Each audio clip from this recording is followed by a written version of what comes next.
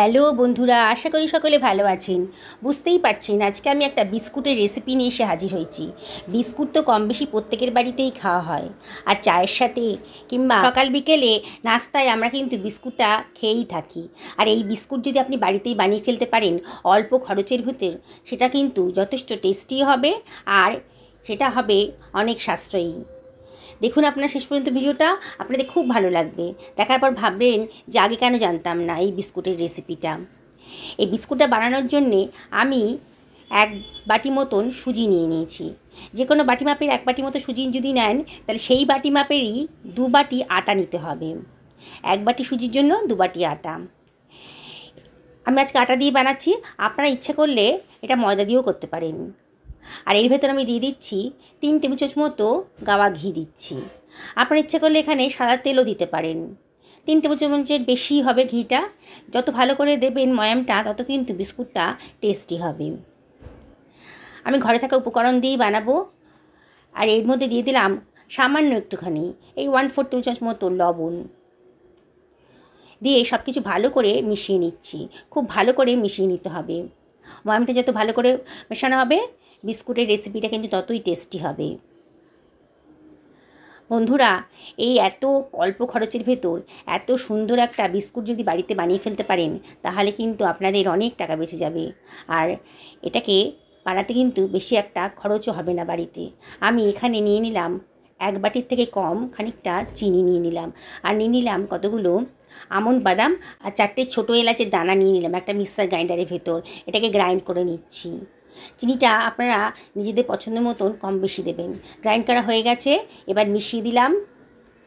মিশিয়ে দিয়ে সব কিছু আবারও ভালো করে মেশাতে হবে। তার মধ্যে দিয়ে দিলাম 2 টেবিল চামচ মতো সাদা তিল।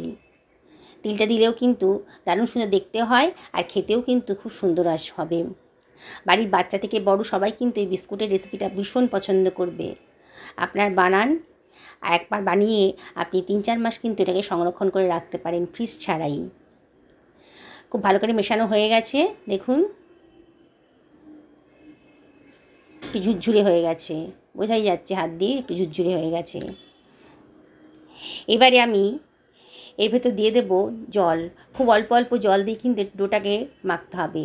বিস্কুট বানাচ্ছি তো, খাস্তা বিস্কুট, সেই জন্যে এই ডোটা কিন্তু একটু শক্তই হবে।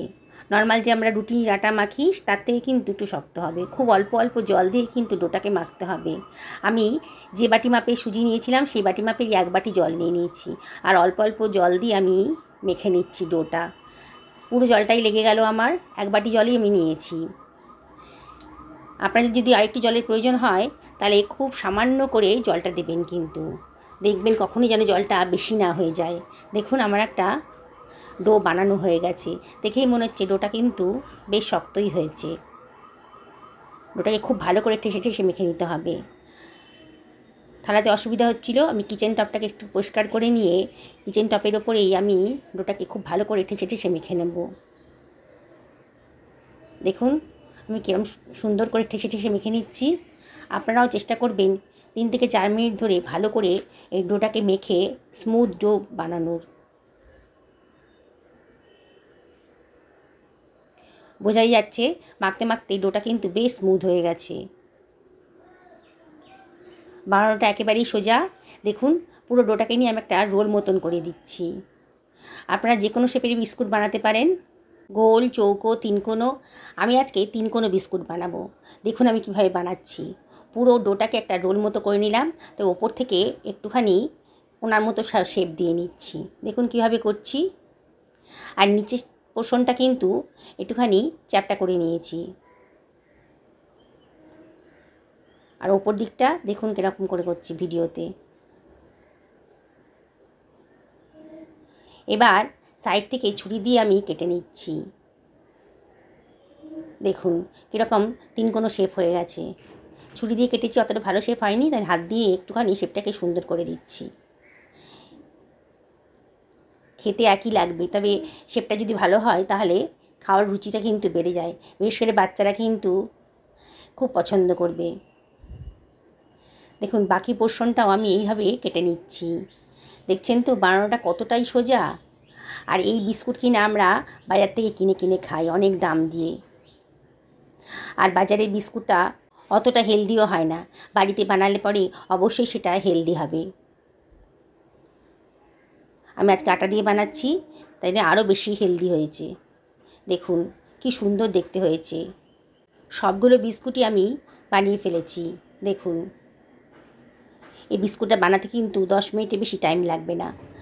কড়াইতে পর্যাপ্ত পরিমাণ সাদা তেল গরম করতে দিয়ে দিয়েছি। তাই এবারে তেলটা গরম হয়ে যাওয়ার পর আমি এটাকে মিডিয়াম টু লো ফ্লেমে করে দিয়েছি। তারপরে আমি বিস্কুটের টুকরোগুলো দিয়ে দেবো। একসঙ্গে সবগুলো ভাজতে পারবো না, ব্যাচে ব্যাচে ভাজতে হবে। দেখুন এটা কিন্তু মিডিয়াম টু লো ফ্লেমেই ভাজতে হবে। হাই ফ্লেমে দিলে পরে বাইরেটা কালার এসে যাবে আর ভেতরটা কাঁচা কাঁচা থাকবে, তখন খেতে ভালো লাগবে না। বন্ধুরা রেসিপিটা এতটাই সোজা, খুব অল্প সময়ের মধ্যে কিন্তু এই বিস্কুটটা বানানো হয়ে যায়। বাড়িতে গেস্ট এসছে, গেস্টদের বসিয়ে রেখে কিন্তু আপনারা বিস্কুটটা বানিয়ে ফেলতে পারেন। দেখুন কত অল্প সময়ের মধ্যে অল্প খরচে দারুণ স্বাদের একটা রেসিপি আজকে তৈরি হয়ে যাচ্ছে। বন্ধুরা রেসিপিটি যদি ভালো লাগে তাহলে একটা লাইক করবেন আর কমেন্ট করে জানাবেন যে আপনাদের কীরকম লাগলো।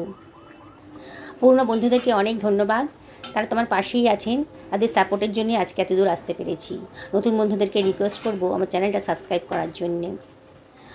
পাশে থাকা বেল আইকনটা অবশ্যই ক্লিক করে দেবেন, তাহলে আমার রান্নার নোটিফিকেশানটা আপনারা চটজলদি পেয়ে যাবেন। দেখুন কথা বলতে বলতে কিন্তু আমি খুন্তি নাড়ানো বন্ধ করিনি। দেখুন কালারটা চলে এসছে বিস্কুটের গায়ে, দারুণ সুন্দর একটা গোল্ডেন কালার চলে এসছে। বোঝাই যাচ্ছে বিস্কুটটা কিন্তু বেশ ভালো মতন ভাজা হয়ে গেছে। আর বোঝা যাচ্ছে যে বিস্কুটটা কতটা খাস্তা হয়েছে, সুন্দর কালার এসে গেছে।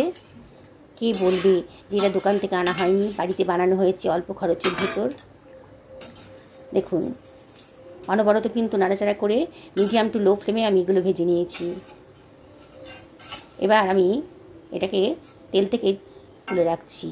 তেলটা যত সম্ভব ঝরিয়ে রেখে এটাকে অন্য একটা পাত্রের ভেতর তুলে রাখছি। এবারে বাকি ব্যাচের বিস্কুটটাও আমি ভেজে নেব। আবার একই পদ্ধতিতে দেবো, মিডিয়াম টু লোতে ভাজতে হবে, তাড়াহুড়ো করা যাবে না। দেখছেন তো বন্ধুরা কত সুন্দর। আর আপনারা যেদিনকে বানাবেন সেদিনকে খেয়ে বুঝতে পারবেন যে কতটা টেস্টি হয়েছে।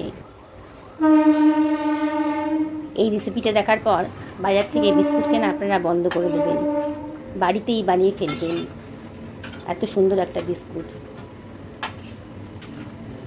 আর এটা তো আপনার বললাম, আগেই বলেছি, স্টোর করে রাখতে পারবেন বহুদিন। একদিন বানিয়ে রাখবেন, ওটা মাছ ধরে খাবেন।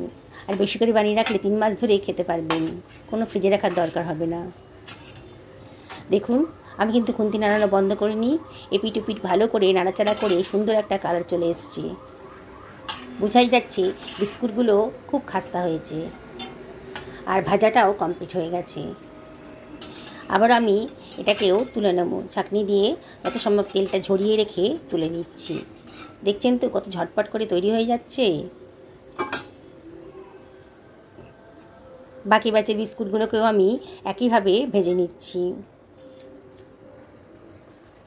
একবার দেখলে পরেই আপনাদের এটা বানাতে ইচ্ছে করবে আর বাজারে থেকে কিনতে ইচ্ছে করবে না। দেখুন সাউন্ডটা দেখুন কতটা খাস্তা হয়েছে, দেখেই বোঝা যাচ্ছে কতটা মচমচে, আর দেখতেও কত সুন্দর হয়েছে।